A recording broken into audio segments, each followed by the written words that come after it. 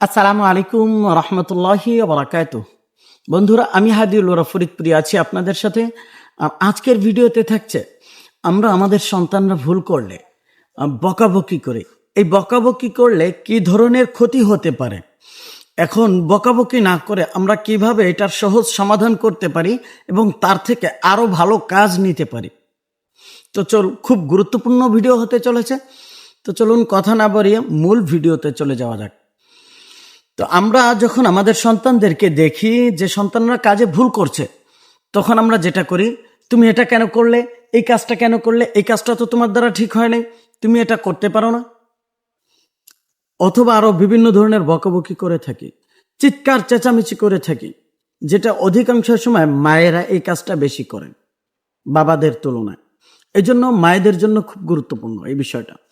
সেটা হলো, আপনি যদি আপনার সন্তানকে এইভাবে না বলে, আপনার সন্তানকে আপনি যদি এইভাবে বলেন যে তুমি যে কাজটা করছো তুমি কিন্তু এর চেয়ে ভালো কাজ করতে পারো।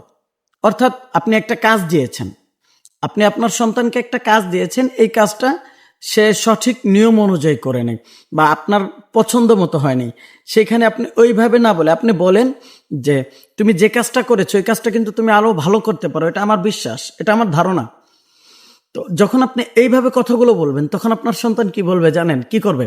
তখন আপনার সন্তান সে চিন্তা করবে, আমার তার মানে আমাকে অনেক অনেক আত্মবিশ্বাস তার প্রতি আসে, আমার প্রতি তারা এতটা আত্মবিশ্বাস রাখে, আমার পরিবার, আমার মা, আমার বাবা। তো যখন এই আত্মবিশ্বাস রাখে, তার ভিতরে এই বিশ্বাস আসবে যে আমার বাবা মা আমার প্রতি আত্মবিশ্বাস রাখে, তখন তার কাজের স্পিড আরো অনেক গুণে বেড়ে যাবে এবং সে পরবর্তীতে আরো বেশি চেষ্টা করবে।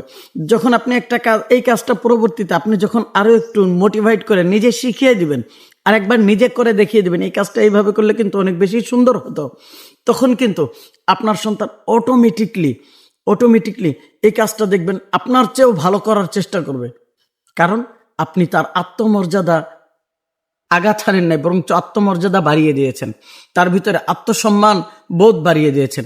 এই জন্য আপনাকে যেটা করতে হবে, আর যদি এটা না করেন তখন কিন্তু সে আস্তে আস্তে অলসতার দিকে চলে যাবে, অলস হয়ে যাবে, আমি তো পারি না, আমার তো খালি ভুলই হয়, খালি বকাবকি শুনি, এজন্য আমি আর কাজ করব না। এই সমস্যাটা কিন্তু হয়। এজন্য এই কাজগুলো থেকে, বকাবকি চেঁচামেচি থেকে, সন্তানদের সাথে চেঁচামেচি থেকে দূরে থাকবেন। চেঁচামেচি না করে বিভিন্ন কৌশলে কথাগুলো আদেশ করবেন বা কাজ করবেন, ইনশাল্লাহ আপনার সন্তান সামনে ভালো কিছু করবে। আর এই ধরনের ভিডিও, গুরুত্বপূর্ণ ভিডিও পাওয়ার জন্য আমার সাথেই থাকতে হবে। ধন্যবাদ সকলকে, ভালো থাকবেন সবাই, আল্লাহ হাফেজ।